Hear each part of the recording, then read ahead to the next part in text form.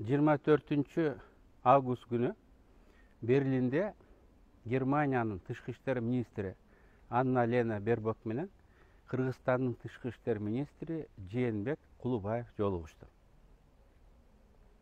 Мен Бербокду Германиянын бүгүнкү жаңыл мырзасы деп коем. Анткени 1,5 жыл мурун Россия менен Украинанын ортосунда конфликт башталганда Европанын саясатчылары Украинаны колдоп чыгышты. Абдан каттуу колдоп чыгышты. Бирок баарынан аша чаап колдогондор Европанын аял саясатчылары болду. Ошолардын ичинде эки немка өзгөчө бөлүнүп турулушту. Биринчиси Урсула фон дер Лайен. Бул Евросоюздун өкмөтүнүн башчысы, Еврокомиссия деп коюшат экен. Мурун ал Германиянын коргоо министри болгон. Экинчиси Германиянын бүгүнкү тышкы иштер министри Анна-Лена Бербок. Мен 1,5 жыл мурун Германияга элчи болуп келгенимде, немис саясатчылар менен жолукканда алар маселени кабыргасынан коет эле. Орус-Украин конфликтинде силер ким тараптасыңар? Позицияңарды ачык айткыла. Ал жака же бул жака өткүлө деп жарга такайт эле. Бербок 1,5 жыл мурун кылычын suurган бойдон кынына салбай, оңду солду чаап келе жаткан саясатчы. Ойлогонун түз айткан, эч кимден коркпогон өжөр саясатчы. Так ошол Бербок менен Кыргызстандын тышкы иштер министри Жээнбек Кулубаев жолугат дегенде мен бир аз чынын айтсам чочуладым. Кандай болот экен? Бербок эмнелерди балп этип айтат экен? Анын балп этип коймой жайы бар деп ойлогом. Бирок бул жолугушуу мага таптакыр башка Бербокту көргөздү. Популист саясатчы эмес, мамлекетчил ишмерди көргөздү. Токтоо, сабырдуу, компетенттүү. Анткени жолугушууда ал даярданып, Орто Азиянын бүгүнкү геосаясий кырдаалдагы татаал ордун, Кыргызстан, анын проблемалары, анын чечүү жолдорун дыккат иликтеп, өз позициясы бар экендигин көргөздү. Бербок өз оюн так айтып койбосо, Бербок болбой калмак эмес, ал өзүнүн оюн дагы билдирди. Ал мындай деди: биз Борбордук Азия, ошонун ичинде Кыргызстан, батыш менен чыгыштын ортосунда көпүрө болот деп ойлодук элек. Бирок силер эки чоң коңшунун ортосунда кыпчылып калдыңар, кыйналып калдыңар, чайналып калдыңар. Бирок силер жалгыз эмессиңер. Германия бар. Биз силер үчүн туруп беребиз, кызматташканга даярбыз деп айтты. Ушул эле ойду май айында Германияга Өзбекстандын президенти Мирзиёев келгенде, ФРГнын президенти Штайнмайер айткан. Ал мындай деди эле: Өзбекстанга айтып атат. Кыргызстандан ал 5 эсе чоң, бай. Ошол өлкөгө айтып атат. Силердин сложный деп атат. Силердин сложный соседиңер бар. Чоң коңшуңар бар. Силер ошолардын көзүн карап, ошолардын таасиринде болуп атканыңарды биз билип турабыз. Силер өз алдынча болушуңар керек. Силер жалгыз эмессиңер. Германия силерге жардам бергенге даяр деп айткан. Мына ушул көрүп атабыз. Президент айткан ойду Бербок айтып отурат. Башка майда же түрдүү саясатчылар айтып отурат. Бул деген сөз Германиянын бул позициясы туруктуу экендиги. Бул Германиянын улуттук кызыкчылыгына жооп берет. Германиянын тышкы саясатынын приоритет экендиги. Орто Азия жөнүндө айтып атам. Приоритет экендигин көргөзөт. Сүйлөшүүлөрдүн жүрүшүндө чын эле Бербак, Орто Азия, ошонун ичинде Кыргызстан, Германия үчүн приоритеттүү багыттардын бири деп айтты. Биздин министр Жээнбек Кулубаев да Германия Кыргызстандын саясатында орчундуу приоритеттүү орунду ээлейт. Германия аркылуу биз Европа менен кызматташкыбыз келет. Биз тышкы мамилелерде баланс түзүп, тең салмакта болууну каалайбыз. Биз ошентип соода экономикалык, анан саясий көз карандысыздыкка, реалдуу көз карандысыздыкка жетүүгө аракет кылабыз деп айтты. Сүйлөшүүлөрдүн жыйынтыгында кызматташууну кеңейтүү боюнча декларацияга кол коюлду. Декларацияга эки өлкөнүн өкмөтүнүн ортосунда кол коюлду. Мындай декларация кызматташуунун негизин түзгөн документ 1992-жылы кабыл алынган экен. Ал кызматташуунун негиздери деп аталган. 92-жылдан бери 30 жыл өттү. Заман өзгөрдү. Дүйнө мына өзгөрүп, жаңы дүйнөлүк тартип курулганы турат.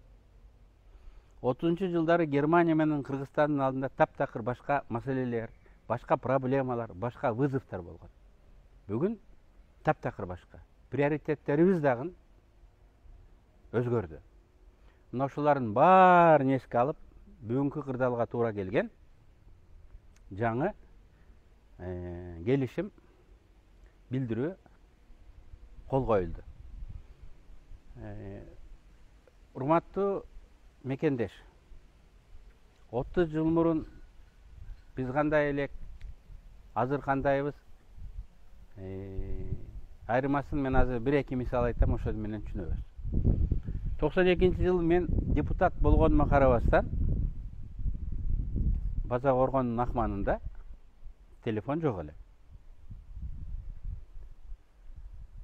Телефон болсо деле мен звонок кыла турган адам жок эле. Анткени менин тааныштарым баарынын үйлөрүндө, жумуштарында телефондор жок эле.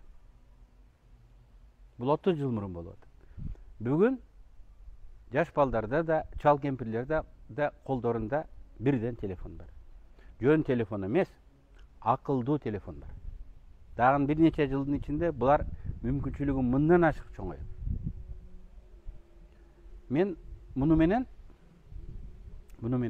дүйнө канчалык өзгөргөндүгүн айткым келди.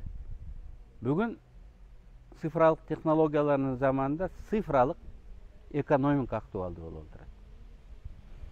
Келишимде Кыргызстан менен Германия климаттык өзгөрүүлөргө каршы күрөшөт. Экологияны, табиатты коргойт деп макулдаштык. Климаттык өзгөрүү десе 30 жыл мурун окумуштуулар эле билбесе, карапайым адам анын мага кандай тиешеси бар дейт эле. Бирок климаттык өзгөрүү бүгүн Кыргызстанга, ар бирибиздин турмушубузга кирип келди. Мөңгүлөр эрип атат. Кургакчылык болуп атат. Дыйкандар күйүп атат. Коңшу мамлекеттер менен мамилелерибиз бузулуп, Кермур айтышканга чейин барып атабыз. Суу маселеси бул коопсуздук маселеси. Эгер бул адилеттүү, туура чечилбесе, ал чечилген эрежелерде сакталышына эл аралык коомчулук, күчтүү мамлекеттер кепил болбосо, эртең Орто Азиядагы мамлекеттердин ортосунда суу талашып, чоң чыр-чырып кетиши мүмкүн. Биз муну алдан ала ири мамлекеттер менен, алардын саясий авторитетин пайдаланып, алардын региондордогу ушундай маселелерди чечүү тажрыйбасын пайдаланып, бул маселелерди чечишибиз керек. Ал эми климаттын өзгөрүшүнүн кесепети бул. Ал эми климаттын өзгөрүшүнө дагы, аны акырындатканга дагы чогуу иш алып барышыбыз керек. Анын үчүн биз абага бөлүнүп чыккан көмүртекти азайтышыбыз керек. Муну жашыл экономика деп коет. Жашыл энергетика деп коет. Германиянын Орто Азия үчүн атайын сунуштаган концепциясы, программасы бар. Бул жашыл Борбордук Азия деп аталат. Биз ушул Германиянын сунушун ишке ашырыш үчүн, Германиянын технологиясын, илимий потенциалын, анан эң негизгиси алардын финансылык каражаттарын пайдаланышыбыз керек. Жашыл экономика, жашыл энергетика деп 30 жыл мурун аны деле биз жакшы биле бербейт элек. Бүгүн электромобилдер ар бирибиздин үйүбүзгө кирип келди. Бүгүн дүйнөдө жашыл энергетика, калыбына келүүчү энергетика актуалдуу болуп отурат. Биз Германия менен ушул багытта иштеп, Кыргызстанда күндөн, шамалдан, суудан алынган электроэнергиянын бир бөлүгүн жашыл водородко айландырып Германияга сатабыз деген ниетибизди билдирдик. Немистер ага куштар, кызыктар. Мына экологияны колдоо биз үчүн 30 жыл мурун актуалдуу эмес эле. Муну Европадагы жашылдар деген партиялар бар, ошолор колдойт экен. Биздин нансыз деле тообуз, мөңгүбүз, сууларыбыз таза, абабыз таза. Бизге эч кандай коркунучу жоктой болуп көрүнөт эле. Бүгүн экологиялык маселелер дагы биринчи орунга чыкты Кыргызстанда. Бишкек абасы булганган, абасы